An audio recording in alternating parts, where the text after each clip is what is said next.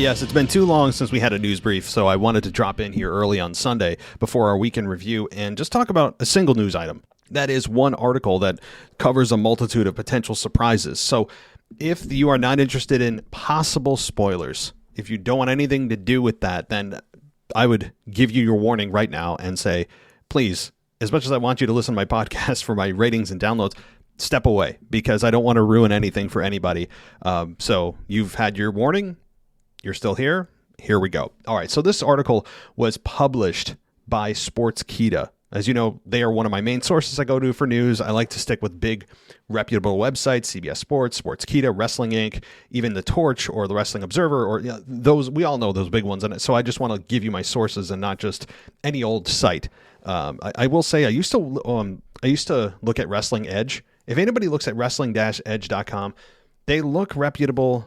And I've got nothing against them on a personal level at all. But man, when you click on their articles are poorly written, and they try to be they try to be a credible source with the rest of them.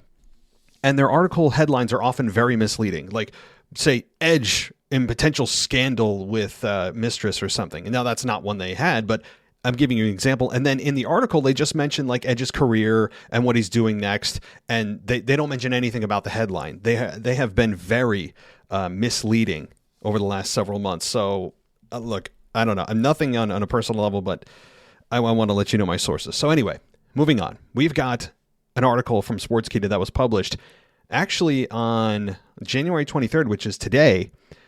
And here's the title of the article. It says WWE Raw, 5 potential surprises.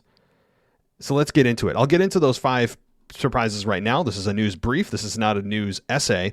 So the very first thing that they mention that could potentially happen in the coming weeks, X-Pac returning to WWE Raw and announcing he'll be at the upcoming Rumble. Now, again, guys, none of this is confirmed.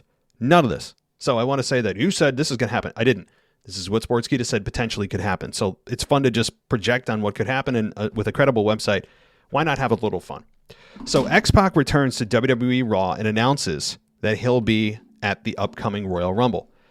And WWE put out a tweet and said that I'll be ready. I'll be ring ready at the beginning of 2022 in case my phone rings.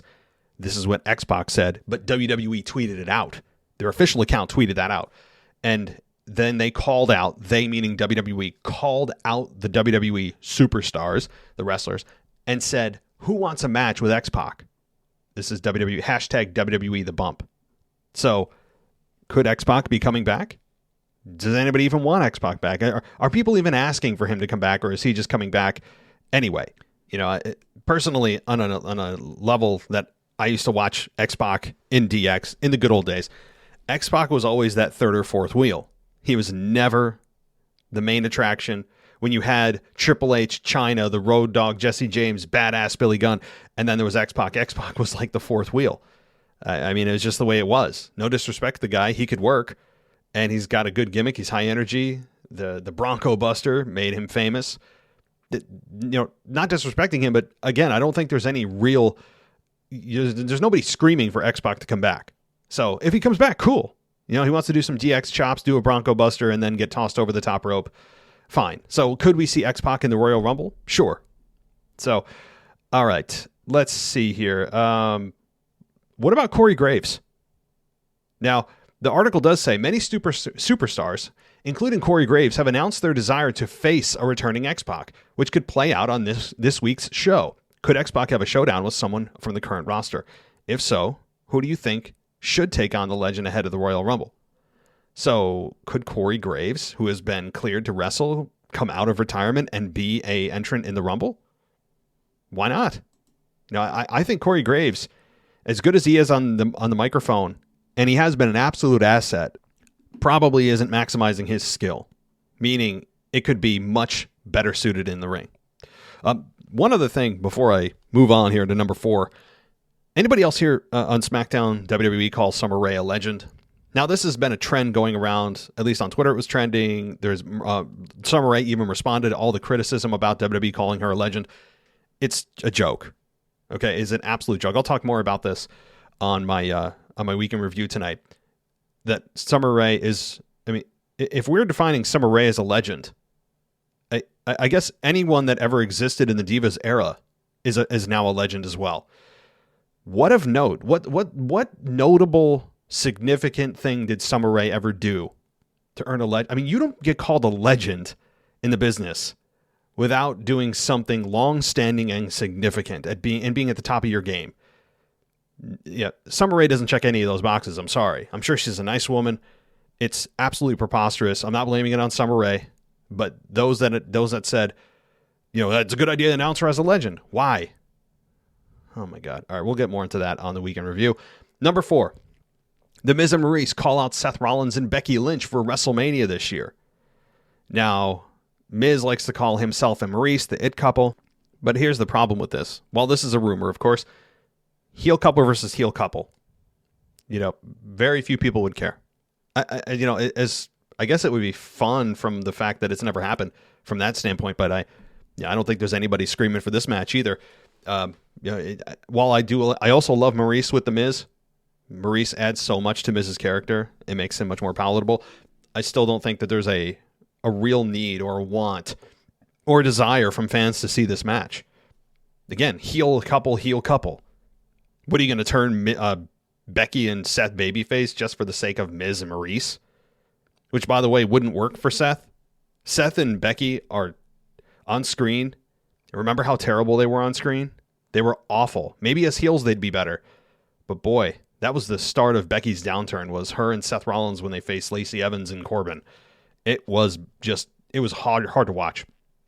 So Sportskeeda says this about that potential program. Once the feud between the top 2 Raw couples is over and done, meaning Edge and Beth Phoenix, Miz and Maurice could challenge the real-life couple of Becky and Seth. Perhaps the challenge is made on this week's show, with the match finally taking place at WrestleMania. Miz and Miz is a successful show, and the company may want to showcase their silver screen stars against the top couple in WWE. It doesn't get really any bigger unless Triple H and Stephanie return to the ring. Honestly, I'd rather see Triple H and Stephanie.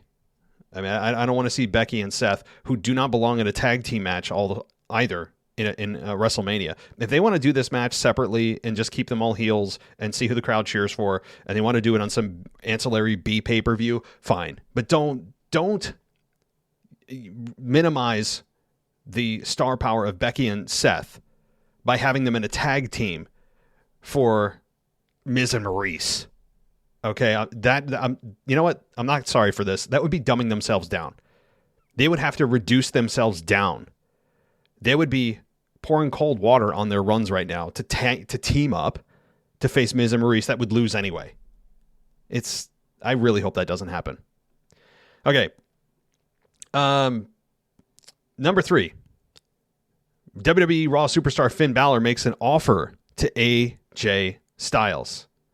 So, we have Finn Balor, who, let's see here. He has a tweet, but it's from October, who's wearing a very political shirt. And if you're wondering what that is, I'm not getting into politics, although it's very difficult when he tweets out a shirt on October. This is from October 5th. Now, this is the tweet that they decided to include in Sportskeeda. Why? I don't know.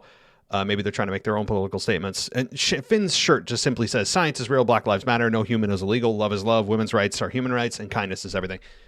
So take that for what you will. It's really hard. I'm going to bite my tongue here. But nonetheless, let's move on. The article says, where does Finn Balor go after losing to Austin Theory?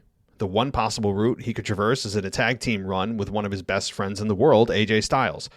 The Phenomenal One and the Prince have faced each other before, and it was a pretty good match. A feud with Gable and Otis could really work wonders for everyone involved. Initially I thought that would be terrible because I don't want Finn and or AJ in a tag team, and AJ just got out of a tag team. But if number one, Finn's on a losing streak. Finn has been on a terrible losing streak ever since the top rope broke and the Demon character lost to Roman Reigns a number of months ago. So there's that. And he's been losing ever since, outside of one win against Austin Theory like a month ago.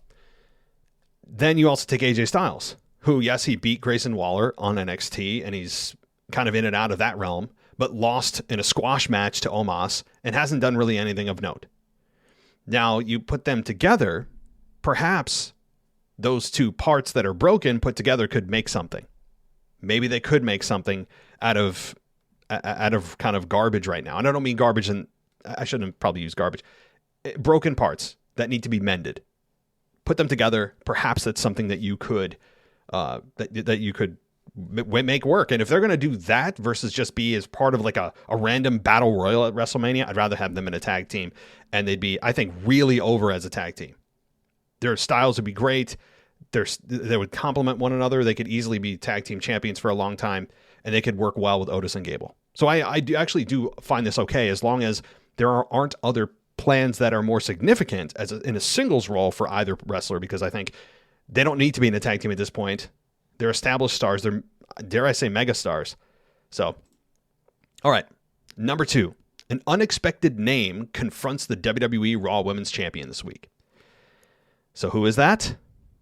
Well, it is none other than Asuka. WWE Raw, this is quoting, WWE Raw Women's Champion Becky Lynch could be in for a nasty surprise this week when she's confronted by Asuka, returning after an absence of many months. A report emerged that stated she could be cleared to wrestle now. Asuka versus Becky may be a tease for WrestleMania, a match that the Empress of Tomorrow demands after she wins the Rumble this year. It's definitely a match that fans would want to see, in the returning babyface versus the unbeatable heel champion. I really like this, just not the timing of it. Now, what I mean by that is that you have Asuka, who's been out for a long time. Asuka's the one that was handed the championship from Becky Lynch just before Money in the Bank in 2020 when Becky went out for her maternity leave. So there's nice symmetry there, and they could remind fans of that. At least, my God, I hope they do. And Asuka would be welcomed back with open arms. I think the fans would really embrace her as a WWE baby, or as a baby face, and one of the top baby faces, sharing that spotlight, of course, with Bianca Belair. So that would be a lot of fun. You could have Asuka versus Becky one-on-one, but the problem is Bianca is such a focal point of the WWE women's division and has been at the top of her game and done such an excellent job that it would be hard to replace that rising new star, younger star, with a more veteran, established star that doesn't really need the shine. So perhaps there could be a triple threat of sorts between Becky, Asuka, and Bianca at WrestleMania. That's maybe where they're going. As much as sometimes I don't like triple threats, especially at WrestleMania, it seems as if that's logical. Now, as far as Sportskeeda saying that the timing of this could be on Monday Night Raw, I think that's a little bit that's wrong. That's not a little bit wrong. That's wrong. Why? Because right now Becky's immersed in a program with Doudrop. So you'd want Doudrop to be the one to close out her program. You don't want to overlap programs right now. It'd get messy. So I think Asuka being a part of the Women's Rumble and winning the Rumble, Asuka could be I think a very real threat to win the Rumble. You could have that absolutely. In fact, I'd put her in my top 2 for picks right now if Asuka's returning. And then you have her win the Rumble and confront Becky Lynch the next Monday night after WrestleMania or after Rumble. And then Doudrop obviously loses. But you don't do it before. It's a week before the Rumble. You don't overlap programs like that. Okay, number 1. And then we'll close things out here. Kevin Owens becomes the new United States champion. Let's see what the article says. Kevin Owens defeated Damien Priest last week, which is not something that happens very often. If the idea is for Priest to win the Rumble and challenge Brock Lesnar at WrestleMania, could he lose the United States Championship this week? Maybe KO bends the rules or enlists the help of Seth Rollins to pick up a big win and become the new champion. And Priest goes on to bigger and better things. Yes, that's absolutely right. The thing is, I don't know if Brock Lesnar versus Damien Priest is exactly a dream match for WrestleMania. I mean, if you're not going to put Bobby versus Brock Lesnar at WrestleMania, you're not going to put Damien Priest versus Brock Lesnar at WrestleMania. Damien Priest has got WWE and creative have a lot more groundwork to lay to make that a credible dream match scenario for Brock Lesnar. And Brock Lesnar doesn't have a whole lot of time left. You don't know how many more matches he has left in him or how many he wants to have in him. It's probably a better question. And you're going to waste it on Damien Priest. No disrespect to Damien, but look, he's not in Brock Lesnar's stratosphere right now. He's on the rise. He's got a nice little gimmick going with this kind of demon he calls Damien, which I don't understand. He calls it his own name. But anyway, he's on the rise. That's fine. But Damien Priest and Brock, you could do that again at a B pay-per-view. Don't do it at WrestleMania. I don't like that suggestion at all. I'm okay with KO winning the United States Championship and having him winning the championship. Sometimes the loser, even though they just lost the belt, is essentially just a way to elevate them, to get them out of that tier, to move them to the next tier. So KO as U.S. champion is probably something that's going to happen with the help of Seth Rollins. But do I think that Damien Priest is going straight to the main event? No. And for those KO fans out there, I think WWE has envisioned KO being that kind of mid-upper card for the remainder of his career in WWE. That's where they've envisioned him, I mean, since really he came in. He touches the main event. He won the Universal Championship a couple of times. Goldberg stopped that, and then ever since he hasn't been the same. And he's been kind of in and out of the main event, in and off of shows, injuries, I'd say, at WrestleMania, all these things. So, all right, one last thing, and this isn't on the list, but what about Paige? Many people are picking Paige to win the Rumble, or at least appear and make an appearance and make an impact, make a statement. Maybe she won't even make a statement. Maybe she'll go above that and send a message. I mean, I don't want to get too crazy, but it's possible that she exceeds making a statement and just, wow, she goes right to sending that message. I mean, it sounds a little crazy and a little bit exacerbated, a little bit overdone, but it's possible. All right. Depends how much momentum she has, right? All right. Well, thank you, everybody, for listening to the News Brief. I appreciate it. We try to keep this 20 minutes or less, and it looks like I am right on target here for 16, 17 minutes. Thank you for everybody listening to this show. If you have suggestions or you'd like to co-host or host this News Brief, I'm interested in hearing from you. You can email us at mailbag@wwepodcast.com. We now have an official email, so we sound more legitimate. It's mailbag@wwepodcast.com. You can send us the request there. It's not just for mailbag questions, but you can send it there, and I would love to hear from you. But that's it for now, guys. We will be back with the Weekend Review later tonight. Until then, take care. I'll talk to you next time. Thanks for listening to the WWE Podcast. Don't forget to subscribe on your favorite podcast app so you don't miss a show, or head to WWEpodcast.com. And for all of these shows ad-free, head over to patreon.com/WWE Podcast. Until then, we'll see you next time.